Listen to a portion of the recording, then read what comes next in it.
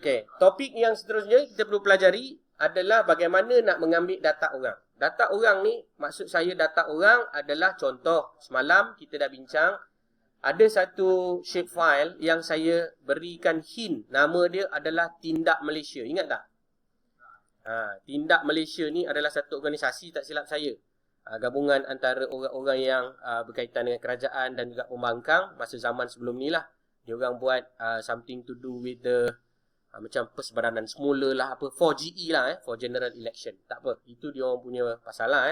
Kita punya cerita hari ni, macam mana kita nak dapat map-map yang dia orang dah buat untuk kita gunakan bagi kepentingan kita, bagi menterjemah data, bagi membuat analisa dan lain-lain lah. Okay. So cara paling mudah tuan-tuan dan puan-puan boleh pergi kepada GitHub Tindak Malaysia, ya, Tindak Malaysia. Kalau tak ada bahan-bahan ini, saya mohon maaf lah, sebab mungkin tak ada dekat dalam repository mereka. Yang saya maksudkan repository ni adalah macam satu tempat menyimpan barang, sama macam Google Drive lah. Cuma yang ini dia lebih kepada open system, ya.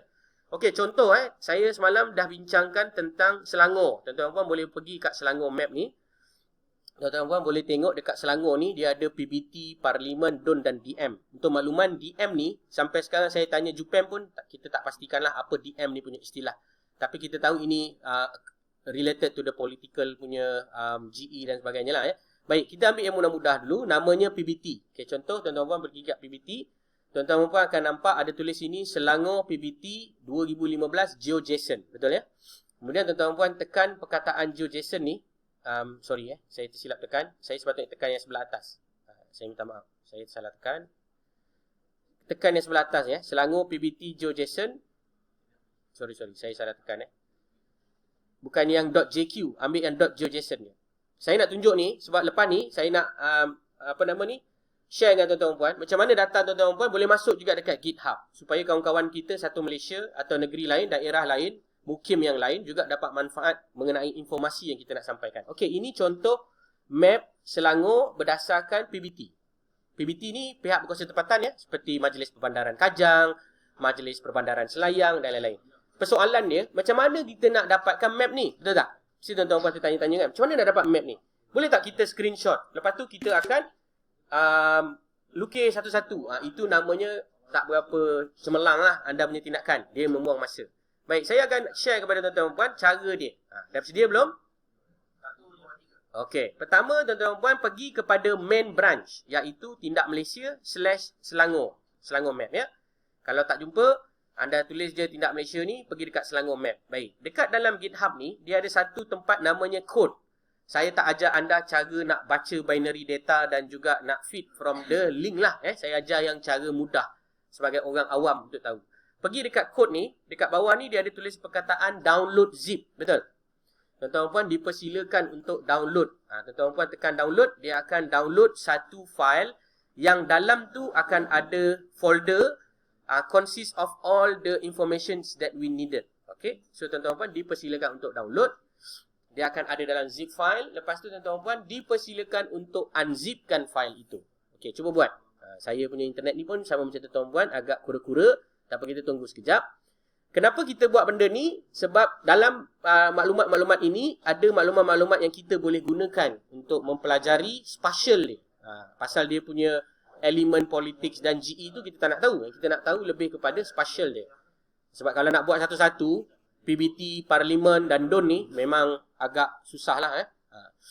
Sebelum ni, bila saya buat apa-apa latihan pasal geospatial, saya ajar manually macam mana nak buat map mengikut daerah dan mukim. Selepas mendapat hidayah daripada Tuhan, rupanya tak payah buat. Boleh ambil dia orang punya. So cara paling senang adalah menggunakan GeoJSON lah. Okey, minta maaf agak lambat sikit. So kita tunggulah. Alright. So kalau tuan-tuan puan nak tengok adakah negeri tuan-tuan puan ada di dalam ini, tuan-tuan puan boleh klik kepada repository. Dalam repository ni dia akan bagilah general election data apa semua ni. Kita nak tengok boleh lah. Kat sini contoh ada Pahang map, Johor map, Sabah, Perak, Kelantan, Penang, Federal Territory, Kedah, Perlis, Selangor, Negeri Sembilan, Melaka, Terengganu. Ada tak negeri tuan-tuan dan puan tak ada kat sini? Johor ada. Kelantan ada. Lagi apa lagi? Kalau tak ada, maaflah. Kalau ada, alhamdulillah, ya. Kalau tak ada, nanti kalau nak personal boleh bagi tahu saya. Saya ada map-map yang Malaysia punya lah, mengikut koordinat yang berkenaan. Okey, setelah selesai, maka tuan-tuan dan puan akan dapat zip file tadi. Maka dipersilakan untuk mengunzipkan filenya. Dah mengunzipkan dia? Dah mengunzipkan dia. Okey, selepas mengunzipkan dia, dia akan keluar satu folder nama lebih kurang Selangor map-master. Betul tak? Okey. Tuan-tuan puan boleh double klik kepada perkara berkenaan. Tuan-tuan puan akan nampak kita buat sama-sama yang pasal PBT Kita buat pasal PBT. Kita pergi dekat Selangor PBT ni 2015, kita klik dan kita ada dua file. Satu GeoJSON, satu geojson.jq. Kita akan bermain dengan data GeoJSON. Baik. Untuk memudahkan tuan-tuan dan puan faham, GeoJSON ini boleh tukarkan mengikut kesukaan hati tuan-tuan dan puan menggunakan yang dipanggil sebagai Map Shaper ataupun mana-mana online tool. So saya pakai Map Shaper lah Map Shaper. Map Shaper ni tujuan dia apa? Nak panggil data-data daripada GeoJSON, nak tukar kepada shapefile. Sebab apa nak jadikan shapefile? Sebab kita nak gunakan shapefile tu untuk kepentingan tuan-tuan dan puan membuat analisa di tempat tuan-tuan dan puan. Baik. Setakat ini follow, tak follow, unfollow, unfriend. Hang Okey, saya ceritakan semula. Pertama, tuan-tuan dan puan pergi kepada map yang berkenaan, iaitu saya pergi kepada map Selangor. Kemudian saya akan pergi, saya demo lagi sekali. Saya akan pergi ke Selangor Map. Kemudian saya akan pergi ke perkataan kod dan saya tekan download zip. Zip telah di-download dan saya telah mengekstrasikan zip file itu. Dan di dalam zip file ada beberapa file yang lain.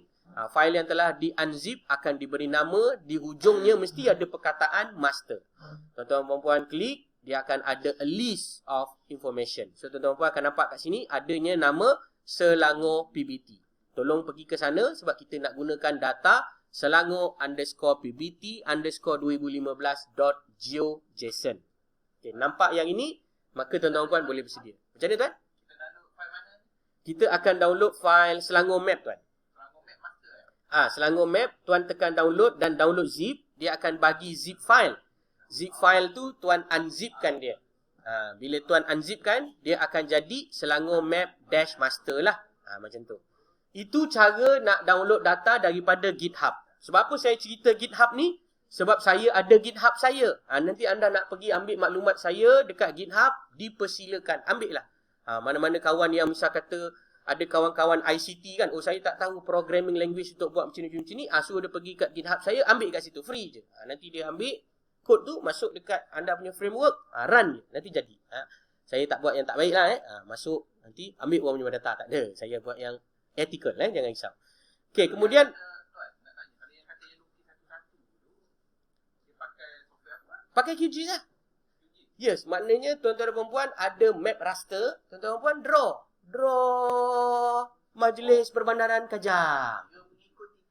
Ia mengikut boundary yang diberikan itu. Ya betul. Zaman saya dulu, saya belajar yang itu. Ikut satu-satu.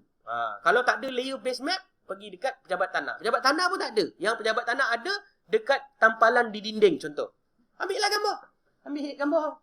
Sebab nak nampakkan boundary. So letaklah elok-elok supaya dia mengikut map yang sesuai. Lukis satu-satu. Yang penting ianya ada laut. Sebab kita ni Malaysia.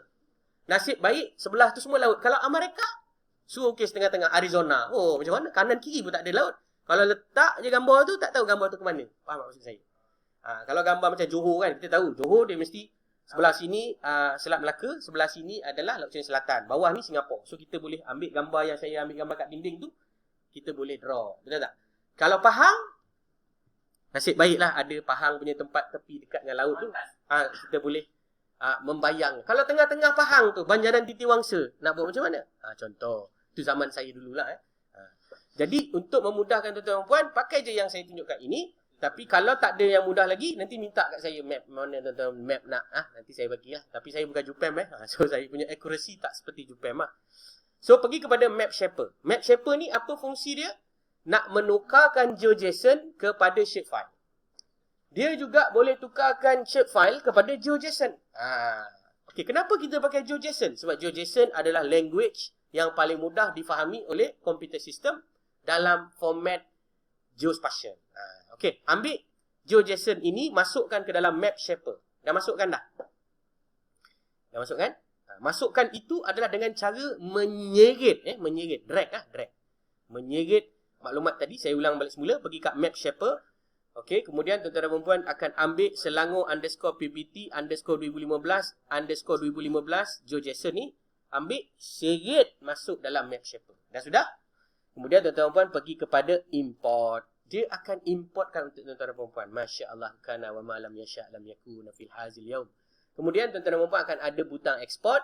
Pergi ke export berkenaan dan tuan-tuan dan puan dipersilakan untuk menukarkan formatnya kepada shape file. Tuan-tuan dan puan boleh tekan butang export dan dia akan bagi shape file yang bernama Selangor_ppt_2015 shape file. Tuan-tuan dan puan akan dapat dalam bentuk zip lah.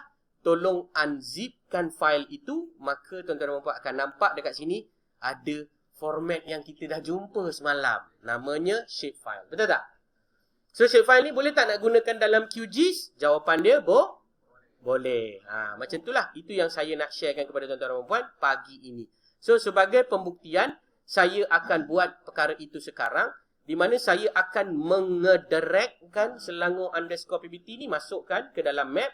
Dan saya boleh letakkan satellite image di belah bawahnya. Dan itulah Selangor map. Jadi tak payah menyusahkan diri anda, tuan-tuan dan puan sekalian, untuk melukis gambar berkenaan. Kalau tuan-tuan dan puan nak edit, macam saya ajar semalam, tekan butang toggle button, tekan butang select region. Saya tak nak benda yang selain daripada kawasan Selangor yang pesat membangun. Contohlah kan, dia ada kawasan-kawasan yang biasa-biasa je. So tuan-tuan dan puan boleh delete lah, boleh delete. Ni contoh, kita boleh buang features-features yang ada ni. Tetapi sebagai disclaimer, saya kena cakap, akurasi dia adalah tidak seperti yang tuan-tuan dan puan boleh banggakan lah. Tapi dia adalah bentuk supaya tuan-tuan dan puan boleh buat analisa. Tuan-tuan dan puan boleh right click dan buka attributes tu. Boleh nampak kat sini. Dia ada nama dia, Shah Alam, Selangor 428. Maknanya dia dah bagi tahu dah dekat mana. Contoh, tuan-tuan dan puan tekan butang Shah Alam. Ni Majlis Perbandaran Shah Alam. Yang ini Majlis Bandaraya Shah Alam. Nanti kawan-kawan yang Shah Alam marah pula saya tak cakap dia dah bandaraya kan. Selayang Majlis Perbandaran. Ulu Langat. Yang ini. Kelang. Yang ini. Dan lain-lain. Okey? Saya harap tuan-tuan dapat buat sampai masuk ke QGIS. Dipersilakan. Ada masalah?